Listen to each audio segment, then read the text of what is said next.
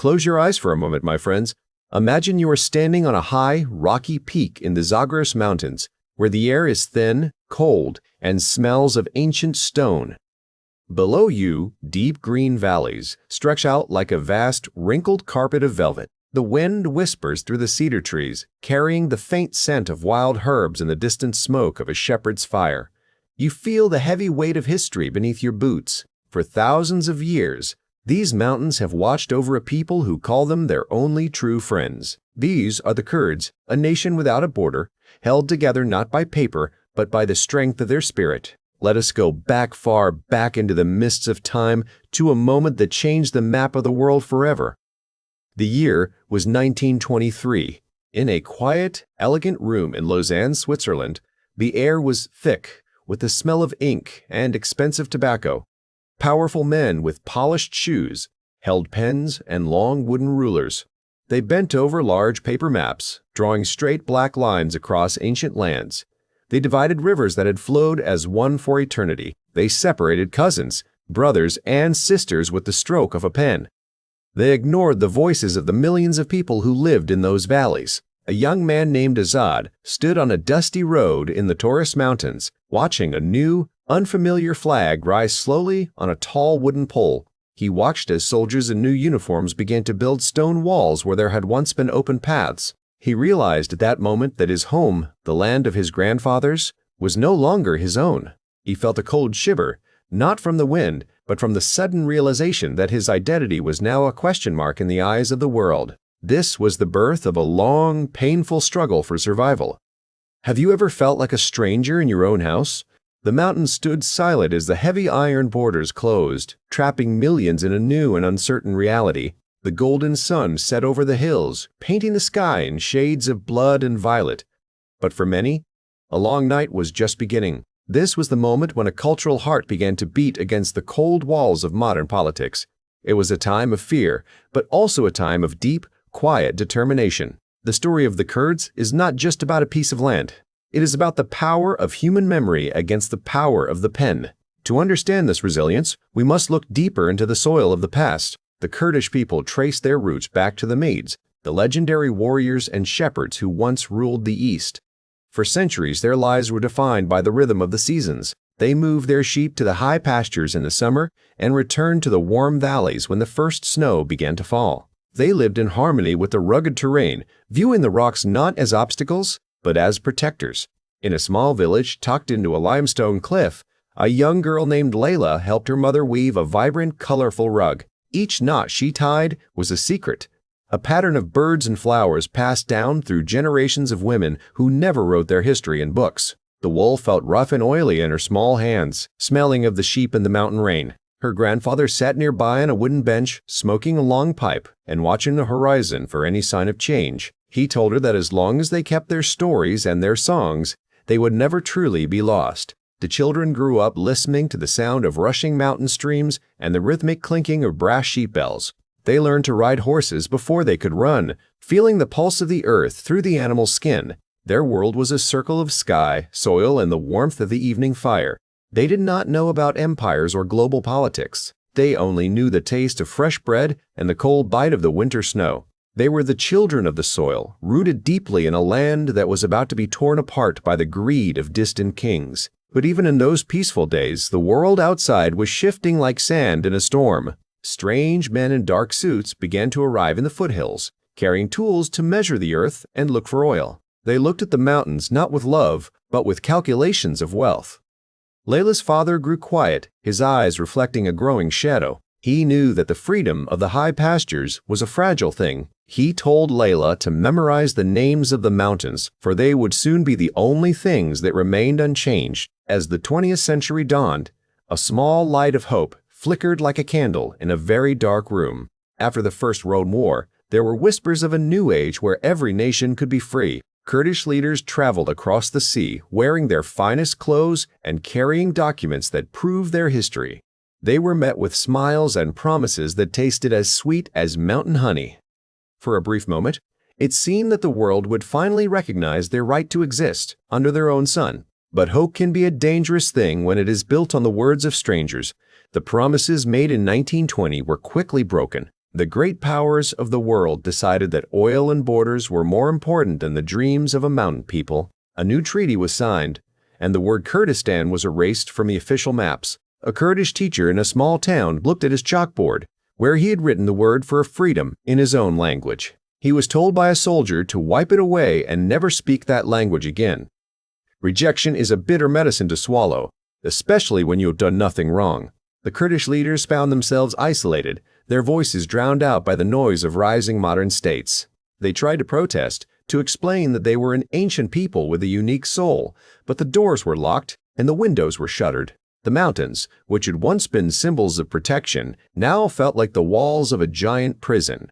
Every path they took seemed to lead to a dead end of silence. In the schools, the children were forced to learn a history that was not their own. They were told that their language was a mistake and their customs were primitive. A young boy sat at his desk, staring at a book he couldn't understand. Feeling a deep, heavy sadness in his chest, he wondered why the songs his mother sang at night were considered dangerous by the men in the city. This was the first great failure of the world to see them. It was a rejection that would fuel a century of fire and tears. The middle of the 20th century brought a darkness that few could have survived. In many lands, the very act of being Kurdish became a crime that could lead to a dark cell. Families hid their traditional, embroidered clothes at the very bottom of heavy wooden trunks. Afraid of the soldiers who searched their homes at midnight, the vibrant markets grew quiet, and the public celebrations of the past became whispered memories. It was a time of deep emotional crisis, where a mother had to teach her children to be silent before she taught them to speak. In the 1980s, this crisis reached a peak of horror in a place called Halabja. The sky turned a strange, sickly yellow as planes flew low over the houses. People stepped outside smelling a scent that was strangely sweet, like apples or garlic. But it was the scent of a terrible poison. This was the lowest emotional moment in their history. Thousands of innocent people, grandparents, children, and parents lost their lives in a single afternoon. The world watched on television, but for a long time, it did nothing. Fear is a quiet poison that enters every home and sits at every table. People began to look at their own neighbors with suspicion, wondering who might be a spy for the government. The music that had once filled the mountain air was replaced by the sound of boots on pavement and the hum of military engines. The crisis was not just about politics. It was about the survival of a human legacy. In the long, cold silence of the night, many wondered if they were the last generation to remember the old ways. A survivor of the attacks sat on a heap of gray rubble, clutching a small, broken piece of a ceramic teapot. It was the only thing he had left of a life that had spanned 60 years. He looked at the horizon, but there was no help coming from the west or the east. The borders were iron, and the mountains offered only a cold shelter. "Has the world forgotten we are human?" he whispered to the wind. His voice was tiny against the vastness of the tragedy, and it seemed as though the darkness had finally won. But the human spirit is like a seed buried deep under a mountain of snow. It waits with incredible patience for the right moment to break through the frozen ground. The turning point did not come from a foreign army or a new treaty. It came when the people realized that their survival depended entirely on their own hands. They decided that they would not be silent any longer.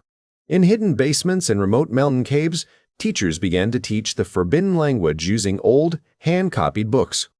On the night of the spring equinox, the night of Neuros, a single small fire was lit on a dark hilltop. It was a signal. One fire led to another, and then another. Soon, the entire range of the Zagros Mountains was glowing with thousands of tiny orange sparks. It was a silent, beautiful act of defiance that could be seen from the space above. A young woman looked at the flames and felt a surge of ancient warmth in her soul. "We are not ghosts," she said quietly to herself. "We are a fire that cannot be put out." This was the turning point, the moment when fear began to transform into a quiet, stubborn pride. They began to see their struggle as a shared journey that connected them to their ancestors and to their future children. The realization was simple but profound. Their identity lived in their hearts, in their songs, and in their stories. It did not matter what the map said. They would no longer wait for permission to be who they were born to be. Like the spring rivers that carve through solid stone, they found a way to flow toward the light. In the refugee camps, where thousands lived in tents made of plastic and hope, a new kind of community began to grow. People shared their bread and their stories. A grandmother sat on a rug telling her grandsons about the heroes of the past, about the warriors who defended the passes and the poets who wrote about the moon. She taught them that resilience is not just about fighting, it is about remembering. The turning point was subtle, like the first thaw of a long winter, but it was absolutely unstoppable. The decades that followed were a testament to the power of discipline and incredible patience. It was a long struggle, marked by many small victories and thousands of quiet setbacks. An entire generation grew up in the shadow of war, but they did not spend their time only in fear. They studied by the flickering light of kerosene lamps in stone houses, dreaming of a day when they could go to a university where their language was respected. Progress was not measured in miles, but in a number of books they managed to save. A doctor named Barron worked in a mountain clinic with almost no electricity and very little medicine. He saw the physical scars of the conflict, but he also saw the unyielding resilience in the eyes of his patients. He spent 30 years walking the narrow, dangerous trails between villages, carrying his supplies in a worn leather bag. His hair turned as white as the mountain peaks, and his hands grew rough from the cold, but he never missed a day of work. This was the quiet, daily labor of a nation rebuilding its soul from the ground up. Discipline is the bridge between a dream and a reality. The Kurds became masters of the long game, waiting for the slow tides of history to turn in their favor. They built secret schools, created underground art galleries, and documented their history with the care of a jeweler. Every poem written in secret, every song recorded on a hidden tape, and every child who learned to read was a brick in the wall of their future. The struggle was a constant, exhausting grind, but they did not break. In the cities of Europe and America, millions of Kurds who had fled the violence kept their culture alive in a new way. They opened community centers where the scent of traditional spices filled the air. A young student in Berlin spent her weekends translating Kurdish poetry into German, wanting the world to understand the beauty of her people. This was the modern face of the struggle, a global network of identity that could not be touched by borders. The road was long and dusty, but they walked it with a quiet, unbreakable dignity. The turn of the new millennium brought a light to the Kurdish story that had never been seen before. The world finally began to listen, moved by the incredible stories of courage that came out of the mountains. Kurdish music was played on international stages, and their writers began to win some of the most prestigious awards in literature. In parts of their homeland, they finally gained the legal right to govern their own affairs and teach their children in their own schools. It was a breakthrough of recognition. An old man stood in the middle of a bustling city square in Erbil, watching a group of young people laughing and talking. He saw the modern buildings rising toward the sky and heard the sound of Kurdish news on every television. He felt a warmth in his chest that he hadn't felt since he was a child. He remembered the days of the crisis of silence, and he could hardly believe the world he was standing in now. This was the breakthrough, the moment when the culture was no longer a secret, but a celebrated part of the world. Recognition is a powerful medicine for a wounded heart. As the Kurdish story became a global one, the international community began to offer respect instead of just pity. The people who were once called a nation without a home were now seen as a vital and necessary part of the human family. Their resilience became a model for other groups around the world who were fighting for their own identity. The breakthrough brought new challenges, of course, but it also brought the freedom to face those challenges openly. In the fight against darkness and extremism, the world saw Kurdish men and women standing on the front lines, defending not just their land, but the values of freedom and tolerance. Their bravery became a symbol of hope for millions of people across the globe. A journalist from a faraway country interviewed a young woman who was both a soldier and a student of philosophy. "We are not just fighting for ourselves," she said with a calm smile. "We are fighting for the right of every human being to be who they are." This was the ultimate breakthrough of the spirit. Now, as the sun begins to set behind the high peaks once more, we must ask ourselves, what is the true meaning of this journey? What can we learn from the long, winding story of the Kurdish people? It is a lesson in the unbreakable nature of the human heart. It teaches us that home is not just a coordinate on a map or a line in a treaty. Home is a feeling of belonging that we carry within us, even when we are far away. The Kurds have shown us that culture is stronger than iron and memory is more powerful than any weapon. Life for all of us is often a series of high mountains and deep, dark valleys.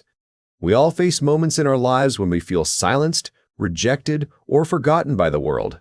But like the children of the soil, we can choose to hold on to our own truth. We can choose to light our own fire of Neuros, even when the night seems like it will never end. The meaning of this story is found in the quiet persistence of the weaver at her rug and the doctor on the mountain trail. Resilience is not the absence of pain, but the decision to keep moving forward despite the pain. It is the understanding that no matter how many times a promise is broken, we have the power to build something new from the pieces. The story of the Kurds is a mirror reflecting the strength that lies hidden in every one of us. It is a story of hope that has been tested in the fire and has come out stronger than before. It is a reminder that as long as we remember who we are, we can never truly be defeated. Thank you for sitting with me by the fire today, my friends. We have traveled across vast distances and through a century of history to understand a people of great courage. As you go to your own beds tonight, I want you to remember the mountains and the people who call them their only friends. Carry their quiet strength in your own heart as you face your own mountains tomorrow. Your voice and your story are precious gifts.